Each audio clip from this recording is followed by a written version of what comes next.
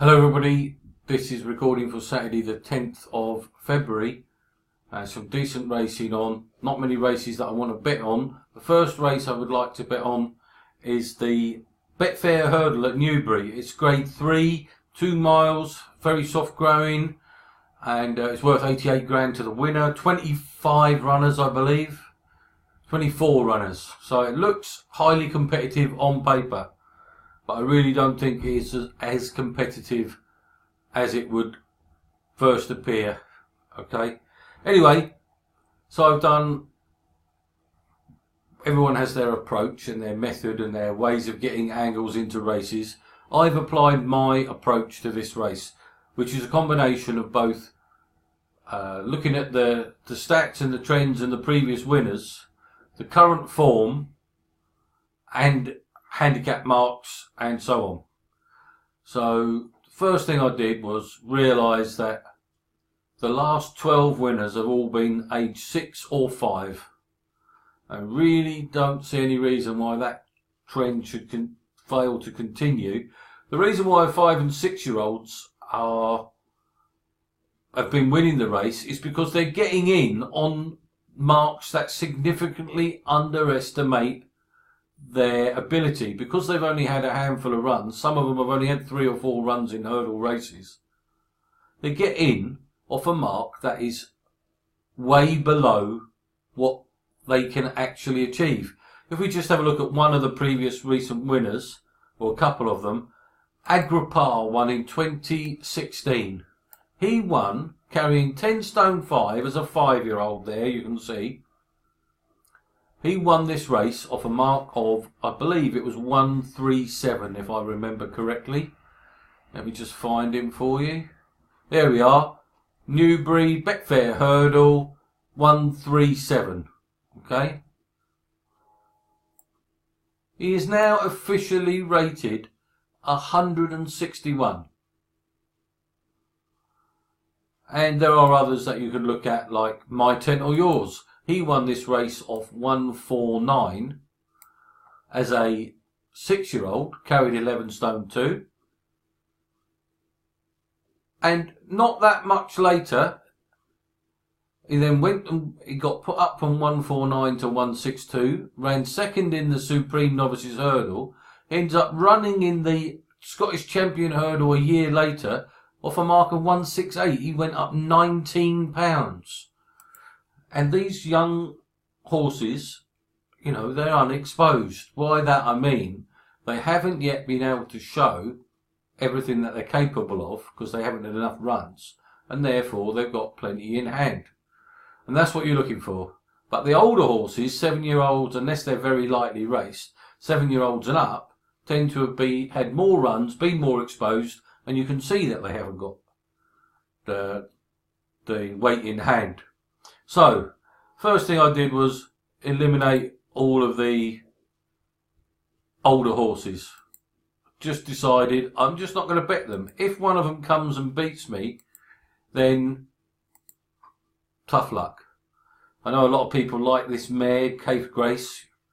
I'm always against the mares taking on the males in these kind of races. So, however good she might be, and it is frightening, Nikki de Boinville and Nikki Henderson, but I knocked her out. There's another mare there, so I got rid of all these older horses first. I'm just not going to entertain them. Irish Rose, 7-year-old mare. I mean, she's 9 to 1. It's got to be against her. Kerr Blimey, some people fancy that. Get rid of a couple of reserves as well. Got us down to this kind of short list. Verdana Blue is another mare. I don't want to be with a mare. And then I went, Knocker Nouse is an older horse as well. So I got down to these. So I went through the trends and the stats. And one of the things that came out was horses that are making their handicap debut outperform the market by about a rate of 2 to 1. So, as I went through the whole race, I do respect Zalvados. He's 40 to 1. I wouldn't put you off having a little bit on Zalvados. Blinkered first time. He could run a big race. Got a boy on claiming 7. but in the end, he wasn't the selection. I really considered Silver Streak. He's been running very well. He ran second in the big handicap hurdle at Ascot, and that is decent form. But I don't think he's going to want the very soft ground. In the end, Spirit of the Games is a horse we bet last time out in the Lanzarote. He's dropping back 5 furlongs in trip. I think the Coral Cup is the target. He could run well. Project Bluebrook, I couldn't have him. Divin Bear looks handicapped to the hilt. Has had several goes in handicaps, not been able to win off this mark. Charlie Parks looks a busted flush. So it came down to these 3. Jenkins has been improving. Nicky Henderson, James Bowen, very scary prospect. They've been winning. He's been riding winners. And Henderson, you know, always to be feared in these kind of races. But he has won 2 handicaps since the blinkers went on. He's dropping back in trip. I think he's vulnerable with 11 stone 12, even with £3 off his back.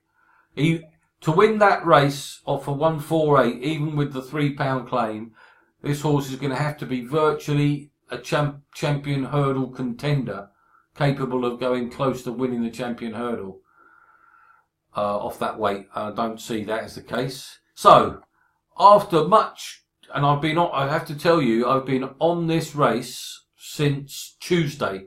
Literally every day I've been chewing this over and watching videos and going backwards and forwards. And in the end, I've landed on these 2 horses, Kalashnikov and Laylor, both making their handicap debut. One 5-year-old, one 6-year-old. Laylor won a tremendous bumper race at Aintree last year. Just get that up for you.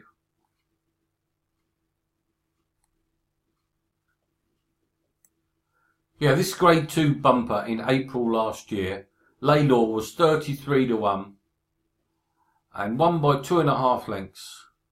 Now, in behind him, you've got these horses, these next 4 home, they're all rated. Well, Handicap Fitz is now 7 or 8 to 1 third favourite for the Supreme. He's rated 145. Clayman Tekin Forgan, he's rated 146. Western Rider also in the 140s. Ennis Coffee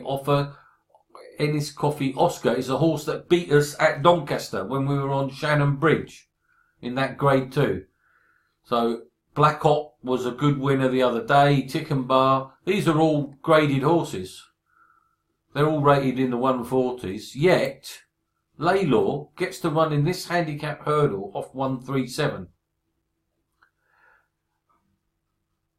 I find it very hard to find him being out of the frame, and in fact, he's had a wind up, and it's his first run since the wind up.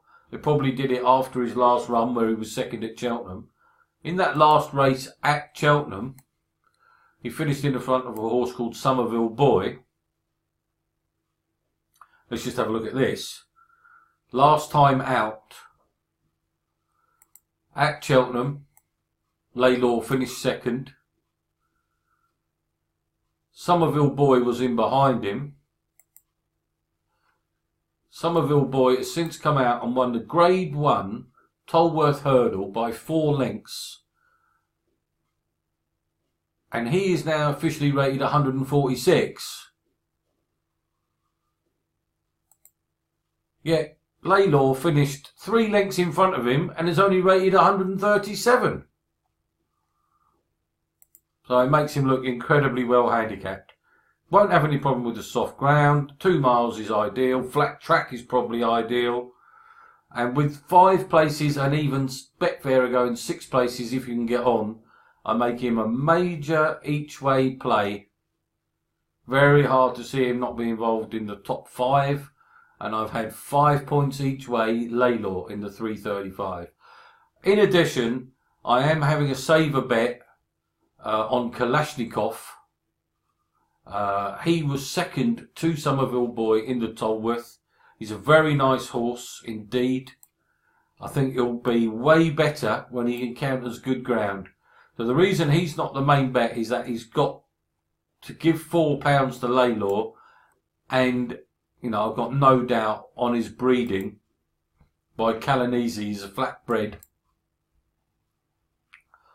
That he will prefer better ground than he's going to get. But yeah, he still ran exceptionally well at Sandown in the Tolworth. Horses, I mean, Agrippa was second in the Tolworth to York Hill and came on and won this, but he did only have 10 stone 5. Kalashnikov has got 11 stone 5, so it's a big difference. So I'm just having a point each way on Kalashnikov. I think he'll run a race, or a point and a half each way, say 1.5 each way. Kalashnikov, about 10 or 11 to 1, whatever he is, just to, in case he wins the race and covers their stakes on Laylor. So there we go. That's the first race at Newbury. 3:35. Laylor, 5 points each way. Get at least 5 places, and 1.5 points each way. Kalashnikov. Now the only other race I've got a bet in is this race, I believe. Yes, here we go. The Denman Chase, Grade 2. And we have Native River, who was third in the Gold Cup, I believe. And won the Welsh National, won the Hennessy. He's making his seasonal reappearance for Colin Tizard with Richard Johnson riding. And he's odds on. We've got Cloudy Dream, who was second to Definitely Red at Aintree. That might be decent form. And then we got Saphir du Reux.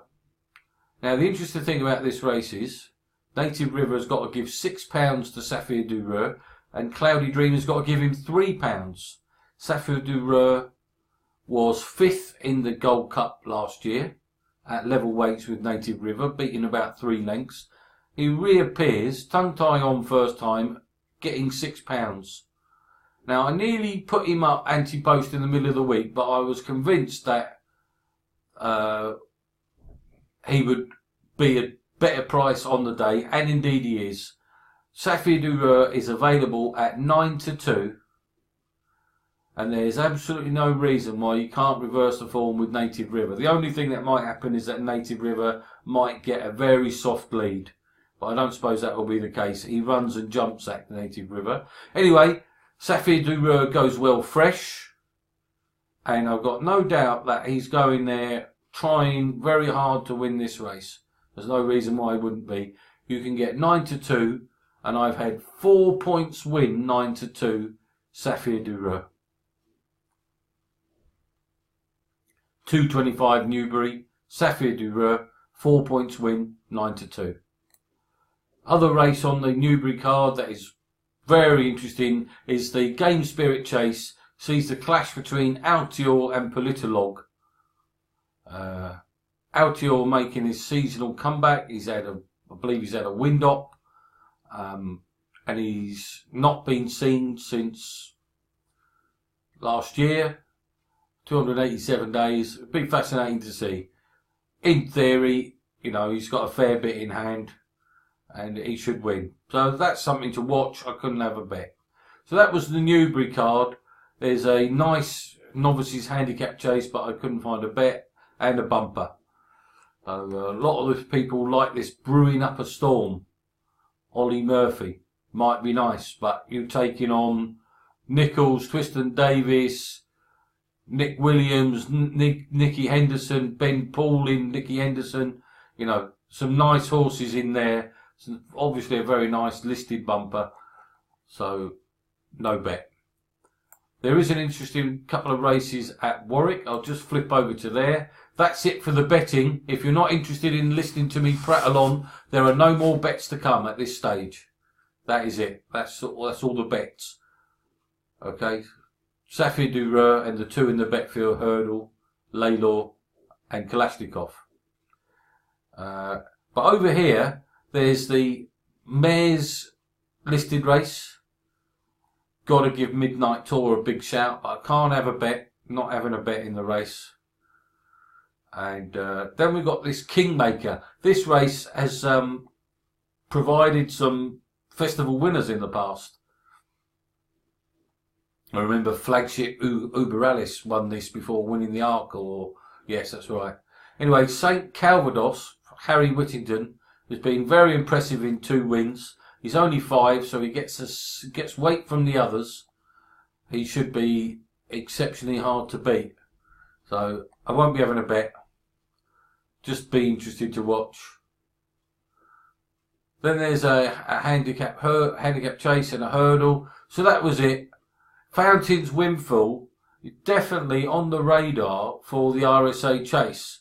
But they've come here to this Class 3. I thought they would have gone somewhere like the Reynoldstown graded chase at Ascot. Anyway, he should just trot round here and beat these. Whether he's getting some more confidence having fallen twice. So that's a nice horse. Okay, so there we go. I will be continuing after this with further work I've been doing a whole load of work this week on the Cheltenham Festival, gathering stats and trends and looking at making short lists. And rather than creating content, I've just been doing the work.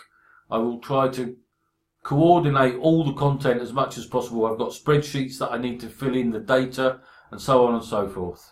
But just a reminder, 2 bets, Safir Dureur in the Denman Chase, 4 points win. I think he should be 6-4, 7-4. 4 points win. And the 2 in the Betfair Hurdle, Laylor, 5 points each way. And Kalashnikov, 1.5 points each way. Have a great Saturday, everybody. Speak to you all soon.